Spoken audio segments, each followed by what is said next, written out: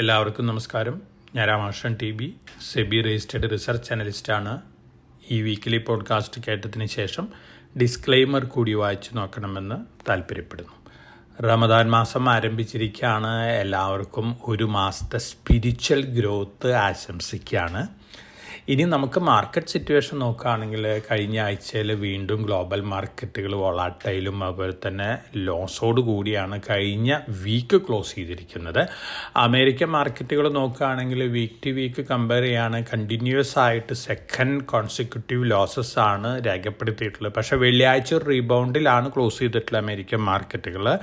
അമേരിക്കയിൽ പൊതുവെ technology sell off ആണ് അമേരിക്കൻ മാർക്കറ്റിൻ്റെ സെൻറ്റിമെൻറ്റിനെ ഇമ്പാക്റ്റ് ചെയ്തിരിക്കുന്നത്. DeepSeek R1 ചൈനീസ് AI ടൂളാണ്. ജനറേറ്റീവ് AI ടൂൾ ഇൻട്രൊഡ്യൂസ് ചെയ്തതിന് ശേഷം ടെക്നോളജി സ്റ്റോക്കുകളിൽ ലോസ് വളരെ ഹെഫ്റ്റി ലോസസ് ആണ്. ഇതുവരെയുള്ള നമ്മുടെ കാഴ്ചപ്പാടുകളൊക്കെ മാറ്റിമറിച്ചുകൊണ്ടുള്ള ഒരു ഇൻട്രൊഡക്ഷനാണ് DeepSeek R1 നടത്തിയിട്ടുള്ളത്. ChatGPTയുടെ കോസ്റ്റിൻ്റെ 20% കോസ്റ്റിലാണ് ഈ ജനറേറ്റീവ് AI ടൂള് ചൈന പുറത്തിറക്കിയിട്ടുള്ളത്. അതോടൊപ്പം തന്നെ ഈ AI ടൂളുകൾ ഉപയോഗിച്ചിട്ടുള്ള പ്രോഫിറ്റബിലിറ്റി റിപ്പോർട്ടും അവർ വെള്ളിയാഴ്ച പുറത്ത് വിട്ടിട്ടുണ്ട്. ഹ്യൂജ് പ്രോഫിറ്റബിലിറ്റി ആയി ലോ കോസ്റ്റ് ഉണ്ടാക്കിയിട്ടുള്ള ഈ ജനറേറ്റീവ് AI ടൂളും റിപ്പോർട്ട് ചെയ്തിരിക്കുന്നത്. തീർച്ചയായിട്ടും ഇത് പൊതുവേ ഒരു പ്രൈസിങ് പ്രഷർ അമേരിക്കൻ ടെക്നോളജി സ്റ്റോക്കുകളിലും ഉണ്ടാക്കാനുള്ള സാധ്യതകളുണ്ട്. ഒപ്പം നമ്മൾ മുമ്പ് പ്രതീക്ഷിച്ച പോലെ വലിയ രീതിയിലുള്ള ഡാറ്റാ സെൻറ്ററുകളൊന്നും ആവശ്യമില്ല ഇത്തരത്തിലുള്ള ജനറേറ്റീവ് AI ടൂളുകൾ ഉപയോഗിക്കുകയാണെങ്കിൽ എന്നുള്ള ഒരു റിപ്പോർട്ടും വന്നിരുന്നു. അതിനുശേഷം ഡാറ്റാ സെൻറ്റർ റിലേറ്റഡ് സ്റ്റോക്കുകൾ ക്രാഷ് ചെയ്തിരുന്നു. ഒപ്പം കഴിഞ്ഞ ആഴ്ചയിൽ മൈക്രോസോഫ്റ്റിൻ്റെ ഡിസിഷൻ വന്നു. ഡാറ്റാ സെൻറ്ററിന് വേണ്ടി ലീസ് ചെയ്തിരുന്ന ലാൻഡുകളൊക്കെ അവർ വിട്ടുകൊടുക്കാനായിട്ട് തീരുമാനിച്ചിരിക്കുകയാണ്. അപ്പോൾ ഒറാക്കിളിൻ്റെ ഒപ്പം ടൈപ്പിന് പോവുകയാണ്. അവർ പറയുന്ന ന്യായം ഒറാക്കിളിൻ്റെ കയ്യിൽ ധാരാളം ഡാറ്റാ സെൻറ്റർ സ്പേസ് അവൈലബിൾ ആണ്, അപ്പോൾ ഫർദർ ഇൻവെസ്റ്റ്മെൻറ്റ് നടത്തേണ്ട ആവശ്യമില്ല.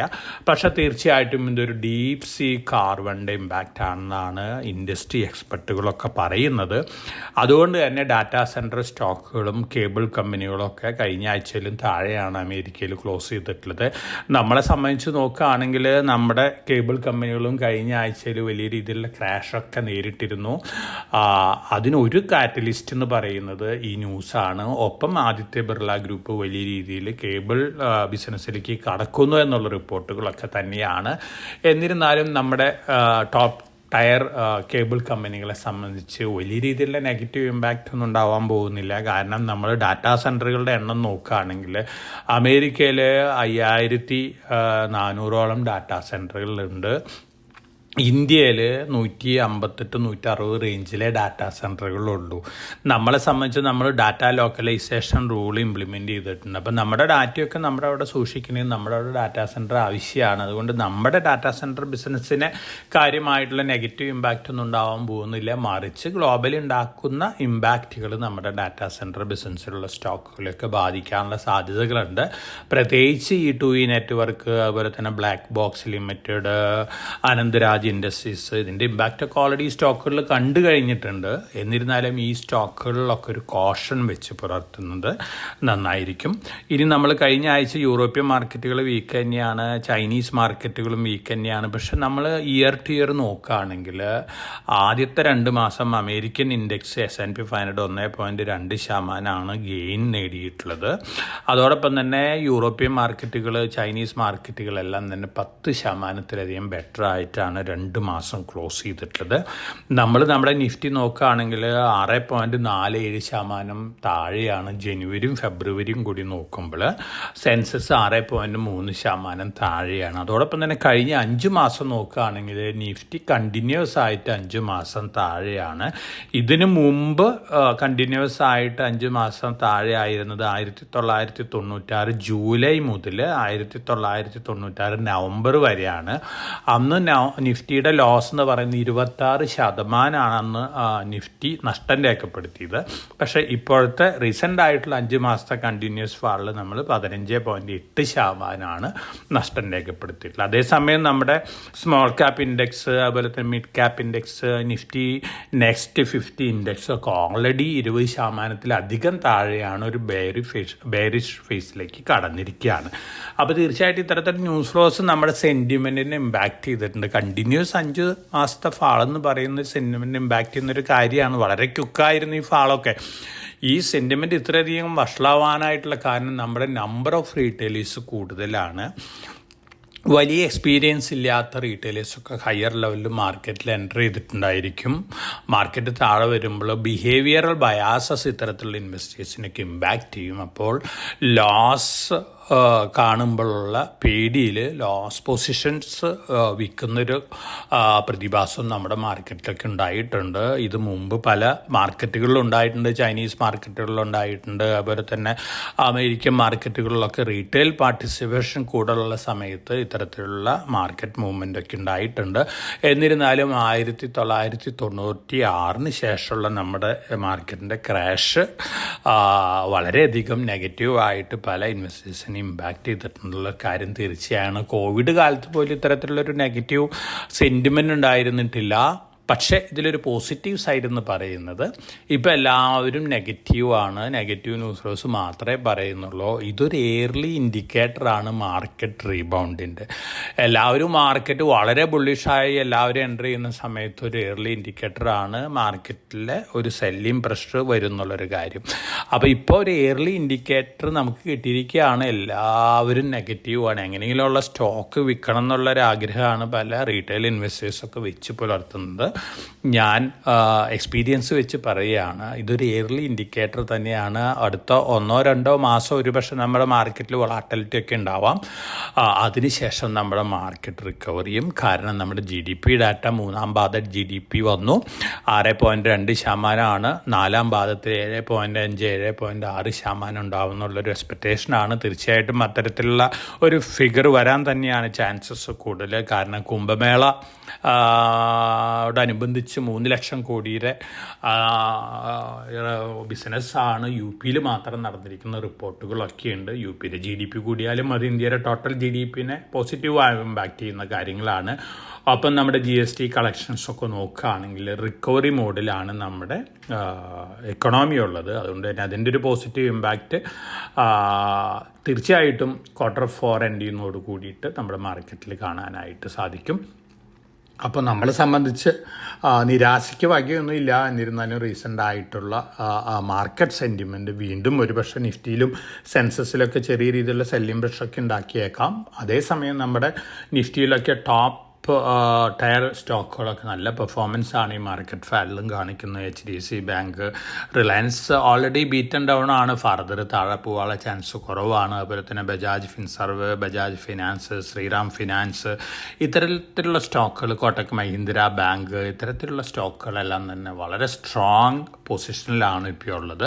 അപ്പോൾ മാർക്കറ്റ് ഒരു റീബൗണ്ടിലുള്ള ചാൻസാണ് കാണുന്നത്. എന്നിരുന്നാലും ഞാൻ നേരത്തെ സൂചിപ്പിച്ച പോലെയുള്ളൊരു സെൻറ്റിമെൻ്റൊക്കെ വരികയാണെങ്കിൽ വീണ്ടും നിഫ്റ്റിയിലൊക്കെ ഒരു സെല്ലിംഗ് പ്രഷറൊക്കെ വന്നേക്കാം.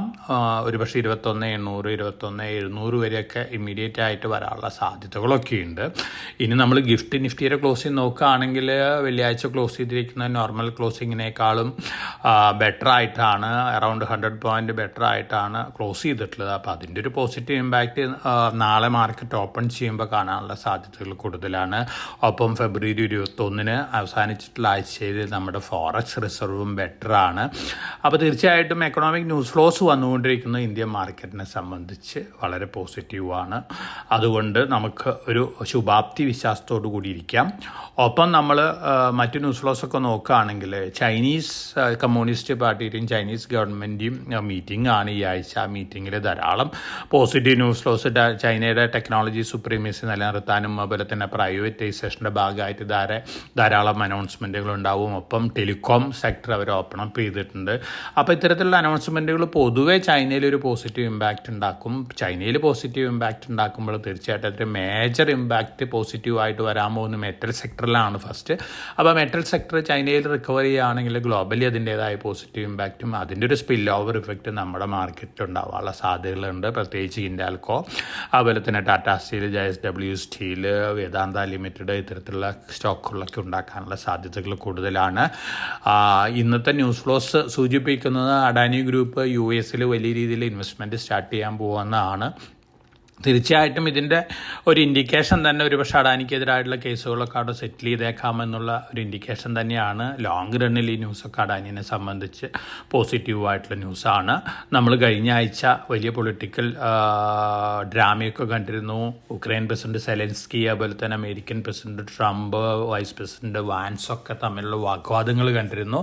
നമ്മൾ ആദ്യമായിട്ടാണ് ഗ്ലോബലി ഇത്തരത്തിലുള്ള സംഗതികളൊക്കെ ഒരു വിഷ്വൽ മീഡിയയിൽ കൂടെ പരസ്യമായിട്ട് കാണുന്നത്. തീർച്ചയായിട്ടും വളരെ നെഗറ്റീവായിട്ടുള്ളൊരു ന്യൂസ് തന്നെയാണിത്. കാരണം മാർക്കറ്റ് സെൻറ്റിമെൻറ്റിനെ എത്രത്തോളം നെഗറ്റീവായിട്ട് ബാധിക്കും എന്നുള്ളൊരു കാര്യം പറയാനായിട്ട് സാധിക്കില്ല. പക്ഷേ നമ്മുടെ പൊളിറ്റിക്കൽ ലെവലിലുണ്ടായിട്ടുള്ള അപജയത്തിൻ്റെ ഒരു എക്സാമ്പിളും കൂടിയാണ് ഇത്. ഒരു പക്ഷേ ഇൻവെസ്റ്റേഴ്സിൻ്റെ സെൻറ്റിമെൻറ്റിനെ അല്ലെങ്കിൽ കോൺഫിഡൻസിനെ ബാധിക്കുന്ന കാര്യമാണ്. പ്രത്യേകിച്ച് അമേരിക്കയിൽ നടന്നുകൊണ്ടിരിക്കുന്ന കാര്യങ്ങളൊക്കെ വലിയ രീതിയിൽ എതിർപ്പ് വിളിച്ചു വരുത്തിയിട്ടുണ്ട്. അമേരിക്കയിൽ എലോൺ മസ്കിൻ്റെ ഷോറൂമുകൾക്ക് മുമ്പിലെല്ലാം തന്നെ ജനങ്ങളുടെ റാലിയൊക്കെയാണ്. ഡിപ്പാർട്ട്മെൻറ്റ് ഓഫ് ഗവൺമെൻറ് എഫിഷ്യൻസി ധാരാളം ജോലിക്കാരെയാണ് പിരിച്ചുവിടുന്നത്. അതുപോലെ തന്നെ അവിടെ നെറ്റ് പേയ്മെൻറ്റ് ഗേറ്റ് വേക്കൊക്കെ ഏറ്റവും കൂടുതൽ സപ്പോർട്ട് ചെയ്തിട്ടുള്ള ടെക്നോളജി ടീമിനെ തന്നെ അദ്ദേഹം പിരിച്ചുവിട്ടിരിക്കുകയാണ്. ഇത്തരത്തിലുള്ള ആക്ഷൻസൊക്കെ വലിയ രീതിയിലുള്ള പൊളിറ്റിക്കൽ ഡിസ്റപ്ഷൻസൊക്കെ അമേരിക്കൻ ജനതയുടെ ഉള്ളിലൊക്കെ ഉണ്ടാക്കിയിട്ടുണ്ട്. അതിൻ്റെയൊക്കെ ഇമ്പാക്റ്റ് ഇൻവെസ്റ്റേഴ്സിൻ്റെ സെൻറ്റിമെൻറ്റിനെ ബാധിക്കാനുള്ള സാധ്യതകളൊക്കെ കൂടുതലാണ്. അപ്പം നമുക്ക് അമേരിക്കൻ മാർക്കറ്റിൽ വോളാറ്റിലിറ്റി എക്സ്പെക്റ്റ് ചെയ്യാം. അതിൻ്റെ സ്പിൽ ഓവർ എഫക്റ്റ് ഗ്ലോബൽ മാർക്കറ്റുകളിലൊക്കെ എക്സ്പെക്റ്റ് ചെയ്യാം. ഇനി കമ്മോഡിറ്റികളൊക്കെ നോക്കുകയാണെങ്കിൽ ഗോൾഡ് നല്ലൊരു റാലിക്ക് ശേഷം പുതിയ റെക്കോർഡ് ഹിറ്റ് ചെയ്തു. അതിനുശേഷം പ്രോഫിറ്റ് ബുക്കിങ്ങിൽ വെള്ളിയാഴ്ച താഴെയാണ് ക്ലോസ് ചെയ്തിട്ടുള്ളത്. $2,858 പെർ ഔൺസിനാണ് സ്പോട്ട് ഗോൾഡ് ക്ലോസ് ചെയ്തിട്ടുള്ളത്. ഗോൾഡിൽ ഒരു പക്ഷേ ഒരു വളാറ്റിലിറ്റി കാണാനുള്ള സാധ്യതകളാണ് ഇപ്പോഴത്തെ ന്യൂസ് ലോസ് ഒക്കെ വെച്ച് നോക്കുമ്പോൾ. അപ്പോൾ ഗോൾഡിൽ ട്രേഡ് ചെയ്യുന്ന ഇൻവെസ്റ്റേഴ്സ് ഒന്ന് കോഷൻ അപ്ലൈ ചെയ്യുന്നത് നന്നായിരിക്കും. മറ്റ് കമ്മോഡിറ്റികൾ തീർച്ചയായിട്ടും ചൈനീസ് ഗവൺമെൻറ് അനൗൺസ്മെൻറ്റുകൾക്ക് അനുസരിച്ച് കോപ്പർ, അലുമിനിയം, സിങ്ക് ഒക്കെ ഒരു ആക്ടിവിറ്റി കാണാനുള്ള സാധ്യതകളുണ്ട്. ക്രൂഡ് ഓയിൽ അതുപോലെ തന്നെ ഗോൾഡ് ഈ പ്രൈസിലൊക്കെ വരുന്ന ഇടിവ് ഇന്ത്യനെ സംബന്ധിച്ച് പോസിറ്റീവാണ്. ഒപ്പം നമ്മൾ റുപ്പിയുടെ ക്ലോസിംഗ് നോക്കുകയാണെങ്കിൽ വെള്ളിയാഴ്ച റുപ്പി ഡോളറിന് അഗൻസ്റ്റ് ആയിട്ട് ക്ലോസ് ചെയ്തിട്ടുള്ള 83.3 രൂപ പെർ ഡോളറാണ്. തീർച്ചയായിട്ടും ഇത് സ്ലൈറ്റ്ലി നെഗറ്റീവാണ്. എന്നിരുന്നാലും ഓൾമോസ്റ്റ് ആ ലെവലിൽ കൺസോളിഡേറ്റ് ചെയ്യാനുള്ള സാധ്യതകളാണ് ഈ ആഴ്ച കാണുന്നത്. ഒപ്പം നമ്മൾ മറ്റു ന്യൂസ് ഫ്ലോസ് ഒക്കെ വെച്ച് നോക്കുകയാണെങ്കിൽ പൊതുവെ എക്കണോമി റിലേറ്റഡ് ന്യൂസ് ഫ്ലോസ് എല്ലാം തന്നെ നമ്മളെ സംബന്ധിച്ച് പോസിറ്റീവാണ്. പൊളിറ്റിക്കൽ റിലേറ്റഡ്, അതായത് geo political related news flows, tariff related news flows, ഇതൊക്കെയാണ് ഗ്ലോബൽ വൊളാറ്റിലിറ്റിക്കൊപ്പം ഇന്ത്യൻ മാർക്കറ്റും വൊളാറ്റിലിറ്റി ഒക്കെ ഉണ്ടാക്കിക്കൊണ്ടിരിക്കുന്നത്. അതുകൊണ്ട് തന്നെ വളരെ കോഷ്യസ് ആയിട്ട് മാർക്കറ്റിൽ മൂവ് ചെയ്യുക. അറ്റ് എവരി ഫാളിൽ ഫണ്ടമെൻ്റലി സ്ട്രോങ് ആയിട്ടുള്ള സ്റ്റോക്കുകൾ ലോങ് ടൈം പോയിൻ്റ് ഓഫ് വ്യൂവിൽ വാങ്ങുന്ന ഒരു ഡിസിഷൻ ആയിരിക്കും നല്ലത്.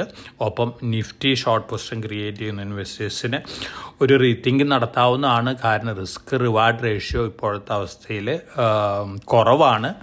അതുകൊണ്ട് തന്നെ നിഫ്റ്റി ഓപ്ഷൻസിലും നിഫ്റ്റി ഫ്യൂച്ചേഴ്സിലും ഒക്കെ ട്രേഡ് ചെയ്യുന്ന ഇൻവെസ്റ്റേഴ്സ് വളരെ കോഷ്യസ് ആയിട്ട് ട്രേഡ് ചെയ്യാം. അപ്പോൾ എല്ലാവർക്കും നല്ലൊരു ട്രേഡിംഗ് വീക്ക് ആശംസിച്ചുകൊണ്ട് ഞാൻ ഇന്നത്തെ വീക്ക്ലി പോഡ്കാസ്റ്റ് ഇവിടെ അവസാനിപ്പിക്കുകയാണ്. Thank you.